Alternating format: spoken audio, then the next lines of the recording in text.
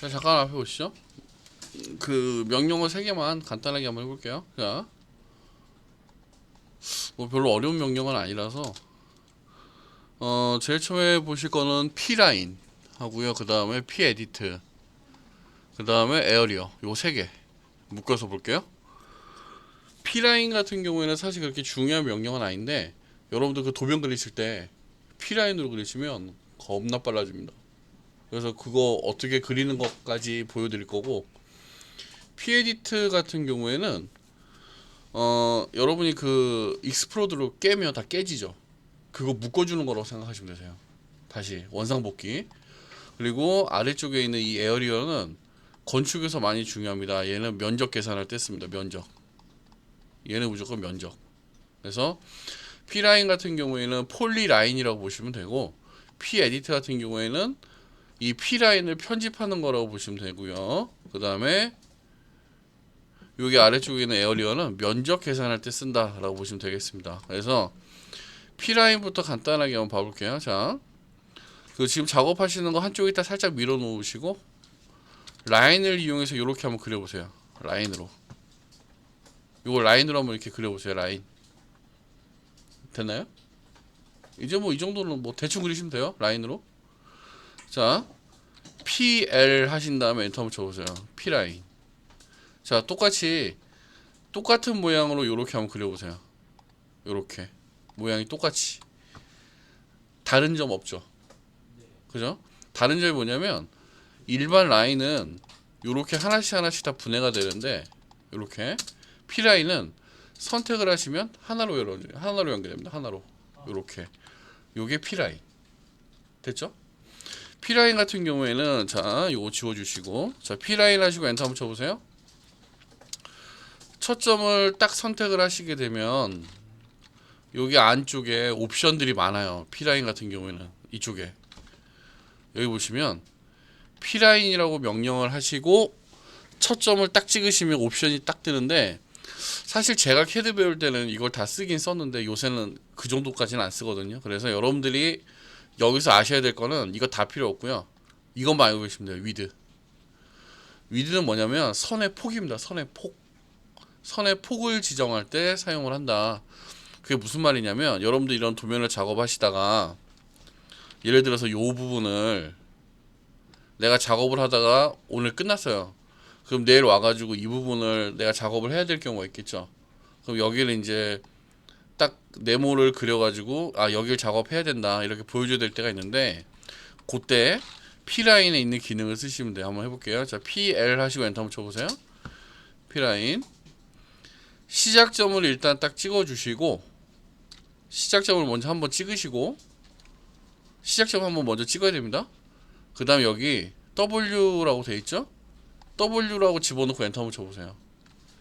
여기다가 W 집어넣고 엔터를 딱 누르면 곧바로 두께 물어보죠. 여기 보시면 스타팅 위드 값 물어보죠. 여기다가 10이라고 집어넣고 엔터. 자, 끝나는 지점의 두께 값 여기도 10이라고 집어넣고 엔터 하시게 되면 이렇게 선이 두께를 가지게 되죠. 그래서 C 하시게 되면 이런 식으로 선에다가 두께 지정을 하는 게 위드입니다. 위드. 이해되셨죠? 요거 하나만 아시면 돼요. 다른 거 모르셔도 됩니다. 자, 다시 P라인 하시고 엔터 한번 쳐보시고, 자, 첫 점을 아무 곳이나 딱 찍으시면 이전에 사용하던 두께가 이렇게 남아있거든요. 그래서 요거를 다시 원상태로 바꾸실 때는 W라고 입력을 하시고요, 두께를 0으로 바꾸시면 됩니다. 0. 두께를 0으로 바꿔주시고 그리시면 다시 원상복구가 됩니다. 이렇게. 여기가 이해되시죠? P라인으로 이루어진 객체는 여러분들 그 폴리곤 생각하시면 되세요. 그래서 옵셋 하시면 얘도 똑같이 이렇게 옵셋이 돼요. 이런 식으로. 이렇게 똑같이 옵셋이 되기 때문에 사용하시기 편하고요. 익스플로드를 이용해서 얘를 선택을 하고 엔터를 쳐버리면 얘는 일반 라인으로 다 깨집니다. 이렇게. 이런 식으로. 이해됐죠? 요게 P라인. 그래서 여러분들이 P라인에서 아셔야 되는 옵션은 딱 하나밖에 없습니다. 그냥 W. 요거 하나만 알고 계시면 되세요. W 값. 그나마 이것도 잘 안 써요. 그나마 이것도. 이걸 왜 안 쓰냐면, 자 보세요. 이걸 안 쓰는 이유가 있어요. 자, 이거 이렇게 지정해서 쓴다고 제가 말씀드렸는데, 여러분들 눈치 빠르신 분들 아시겠지만 레탱글 하시고 엔터 딱 때려 보시면 여기도 W 값이 들어있어요. 그래서 여기서 W 하신 다음에 두께 주시면 요렇게 바로 그려집니다. 예. 그렇기 때문에 굳이 저기서까지 쓰지는 않습니다. 자, 됐고, 그러면 이제 자 일반 라인을 요렇게 한번 그려보시겠습니까? 일반 라인을 요렇게, 일반 라인을 요렇게. 자, 이거 일반 라인으로 그리시면 돼요. 됐나요? 예. P2라고 입력하시고 엔터 한번 쳐보세요. P2, P2, P 에디트의 단축키가 P2입니다. P2. 요거. 자, P 에디트 하시게 되면 select polyline이라고 되어 있는데 일반 라인을 선택을 이렇게 딱 하고 해보시면, 이거 선택 한번 해보세요. 선택을 이렇게 딱 하시면 물어봐요. 이거 바꿀 거냐고. 그러면 당연히 yes 하셔야 되겠죠. 그냥 엔터 치시면 됩니다. 이거는. 자, 그럼 여기 옵션들이 이렇게 쭉 보이는데 이 중에서 여러분들이 다 까먹으셔도 하나는 알고 가셔야 되는 게 바로 여기 join입니다. J라는 옵션입니다. J. J라는 옵션은 내가 선택한 라인에 끝점끼리 붙어있는 객체들을 P라인으로 다 연결해 주는 겁니다. 그래서 이거 어떻게 쓰시냐면 J라고 옵션을 주시고 엔터. 그 다음에 요거랑 연결되어 있는 애들을 그냥 다 선택하시면 돼요. 이렇게 통째로 선택 됐나요? 그리고 엔터 치시면, 자, 엔터 치고 바꿔 나가버리세요. 그냥. 자, 선택해 보시면 다 P라인으로 바뀌죠. 네, 요렇게. 그러니까 여러분들이 왜 폴리곤에서 요렇게 하셔가지고 뭘 그리셨다가 익스플로드로 얘를 깼어요. 근데 아차 잘못 깼네 이럴 때는 P 에디트 하셔가지고 J 하신 다음에 엔터 치시면 다시 이렇게 딱 묶어버리죠. 요렇게. 요럴 때 쓰는 게 바로 P 에디트에서 J입니다. J. join이라는 옵션입니다. join. 이게 제일 중요합니다. 요게 다른 거 다 까먹어도 요거만 알고 계셔야 돼요. 요거. 왜냐면 요거는 나중에 여러분들이 캐드 3D를 가시면 죽어라 하셔야 되는 거기 때문에 얘는 무조건 여러분들이 기억하고 계셔야 됩니다. 다른 건 다 까먹으셔도. 자, 그러면 이제 자 이쪽 다 날려버리시고 P라인을 이용해서 요렇게 한번 그려보세요. P라인으로 요런 모양을 한번 그려보세요. P라인으로 요렇게 요런 모양을 한번 딱 그려보세요. P라인으로. 지금 제가 화면에 보이는 것처럼 비슷하게 요거 비슷하게 그리시면 돼요. 됐나요? PL 하셔가지고 그리시면 됩니다. P라인으로 대충 그리시면 돼요. 주의하실 점은 요거는 한쪽만 열어주시고, 자 이거를 이제 편집하는 걸로 한번 볼게요. 자, P2라고 입력하고 엔터 한번 쳐보세요. P 에디트. 자, P 에디트는 폴리라인 에디터라서 P라인으로 그려진 객체를 선택을 하시면 물어보는 거 없이 바로 옵션 뜹니다. 그죠? 앞에서부터 간단하게 보여드릴게요. 여기 보시면 클로즈라고 돼 있죠? C. 이거 뭐냐면 첫 점과 마지막 점을 연결해 줍니다. 그래서 C라고 입력하고 엔터 치시면 이게 딱 그어버리죠. 열어주실 때는 O라고 입력하고 엔터. 닫을 때는 C라고 입력하고 엔터. 됐죠? 예. 네. 자, 거기 세 번째 보시면 width라고 되어 있는데 W 입력하시고 엔터 한번 쳐보세요. 그럼 여기 두께 물어보는 겁니다. 여기다가 10이라고 입력하고 엔터 치시면 두께가 딱 들어가죠. 다시 원상복구 하실 때는 W 하시고 엔터, 0 하고 엔터. 됐을까요? 예. 네. 그 다음에 여기 에디트 버텍스는 안 씁니다. 얘는 패스. 자, 그 다음에 이게 제일 조금 헷갈리는 부분인데 요거 피트, 스플라인, 디커브 세 가지가 있습니다. 피트 같은 경우에는 급한 곡선이라고 보시면 되고, 스플라인은 완만한 곡선, 그 다음에 디커브는 원상복귀라고 보시면 돼요. 원래대로 돌리는 거. 자, 어떻게 쓰시냐면 F 입력하시고 엔터 치시면 여기 이렇게 싹 바뀌죠. 이런 식으로 F S라고 입력하시고 엔터 치시면 이렇게 완만하게 바뀌고요. 됐죠? 그 다음에 다시 원상복구할 때는 D라고 입력하고 엔터 딱 치시면 돼요. 이해되셨죠? 피트 같은 경우에는 그 나무 같은 거 그릴 때서요. 평면도에서 나무 표현해야 될 때, 대충 나무 같은 거 표현해 주셔야 될 때. 그 다음에 스플라인 같은 경우에는 뭐 호수라든지 이런 거 경계 같은 거 부드럽게 만들 때 사용을 하게 되는데 그나마도 잘 쓰진 않습니다. 그냥 아 이런 기능들이 있구나 정도로만 알고 계시면 되세요. 자 엔터 치시고 나가시면 되고요. 자 그러면 도대체 저걸 가지고 무슨 도면을 빨리 그린다는 거냐 그러실 텐데 일단 하나만 더 하고 할게요. 자 여기 에어리어라고 되어 있는데요. 요거는 단축키가 AA입니다. AA 에어리어. 자 에어리어는 여러분들이 어떻게 제시냐면 이렇게 하시면 돼요. 자 여기다가 사각형을 이렇게 하나 그려주세요. 그 다음에 서클 하나 이렇게 그려주시고 그 다음에 다시 이거 두 개만 하시면 되겠다. 자 요거의 면적을 내가 재야 되겠다. 어떻게 하시냐면 A 하시고 엔터 딱 때리시면 돼요. 됐나요? 네. 자 아무것도 안 하고 그냥 재실 때는 첫 점, 두 번째 점, 세 번째 점, 네 번째 점 찍고 엔터 치시면 돼요. 그럼 면적이 나와요. 한번 해보세요. 에어리어 하신 다음에 모서리 첫 점, 두 번째, 세 번째, 네 번째 엔터 치시면 바로 면적 나오죠. 여기 에어리어 나오고 그 다음에 둘레 나오고요. 이거 제곱 밀리미터죠. 제곱 밀리미터를 제곱 미터로 환산하시려면 소수점 6개를 땡기시면 돼요. 만분의 1인가? 하여튼 그거 땡기시면 대략적인 제곱 메타가 나옵니다. 자 그러면 얘는 어떻게 할까요? 요거 서클을 만약 여러분이 면적을 재셔야 된다. 그럴 땐 어떻게 하시냐면 자 보세요. 에어리어 하셔가지고 찍으려고 해봤자 요렇게밖에 안 찍히죠? 요렇게 면적이 정확하지 않죠. 자 서클 같은 경우는 이렇게 하시면 돼요. 에어리어 안에 보시면 여기 옵션에 오브젝트라는 게 있습니다. 여기 오브젝트 요거는 이제 객체 선택이라 그래가지고 단일 객체를 선택을 할 수 있는 옵션이라고 보시면 돼요. 그래서 5라고 입력하시고 엔터. 그러면 이제 선택 바로 바뀌죠? 그러면 서클을 선택을 이렇게 딱 하시면 곧바로 면적이 나오죠. 쉽죠? 얘도 가능하겠죠. 하나로 묶여 있으니까. 이것도 에어리어에서 오브젝트 하신 다음에 하나로 딱 선택하시면 바로 면적이 나옵니다. 이렇게 됐죠? 그럼 이런 것도 가능하겠네요. 자 아크가 이렇게 있고요. 아크가 이렇게 있고요. 아크가 이렇게 있고. 자 이거의 면적을 구해라.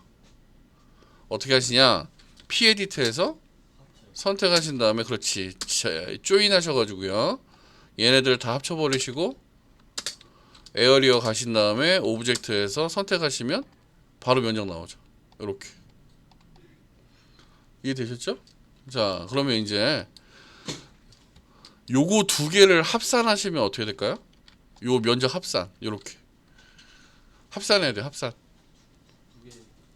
두 개를 각각 선택해서 더하면 바보짓이고 그렇죠. 자 에어리어 들어가 보시면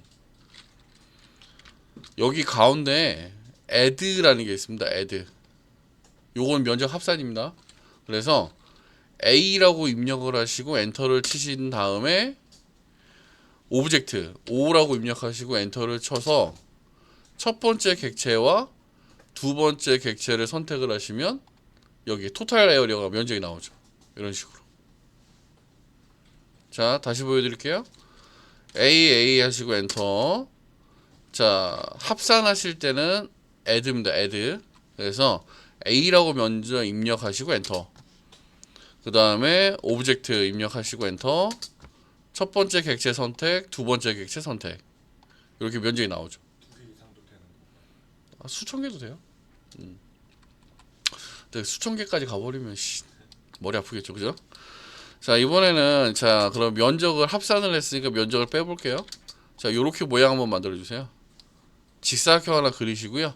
안쪽에다 서클 하나만 그려주세요. 안쪽에 서클.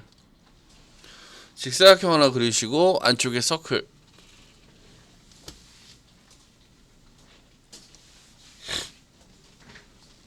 됐을까요? 자, 면적을 빼실 때는 이게 좀 헷갈리는데 순서가 어떻게 되냐면 add 하셔가지고 가장 큰 면적을 선택을 해주시고 그 다음에 서브트랙을 선택을 하신 다음에 뺄 면적을 선택을 하시면 돼요. 이게 되셨나요? 조금 이제 단계가 복잡해집니다. 자, 한번 해볼게요. 자, 에어리어 하신 다음에 엔터. 자, 면적을 빼는 겁니다. 첫 번째는 먼저 제일 큰 면적을 선택을 하셔야 되기 때문에 A라고 입력하시고 엔터. 그 다음에 오브젝트 엔터 치신 다음에 가장 바깥쪽에 있는 직사각형을 선택. 그럼 바로 면적이 나오죠? 위에.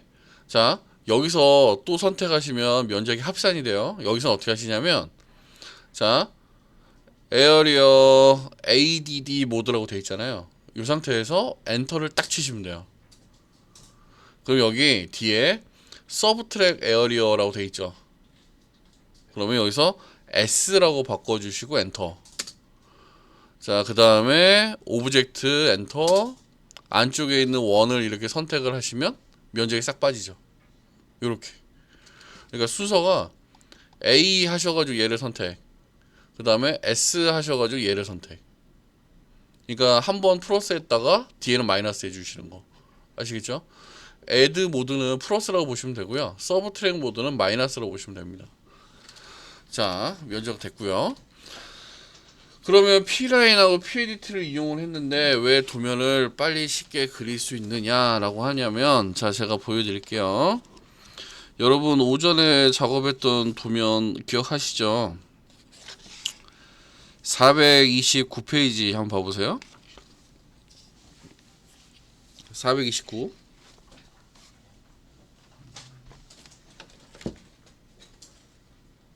됐나요? 자, 그러면 요거를 제가 다시 한번 그려볼 텐데 여러분들 레이어를 잡으셔야 되겠죠. 저는 레이어 딱 두 개만 일단 걸고 갈게요.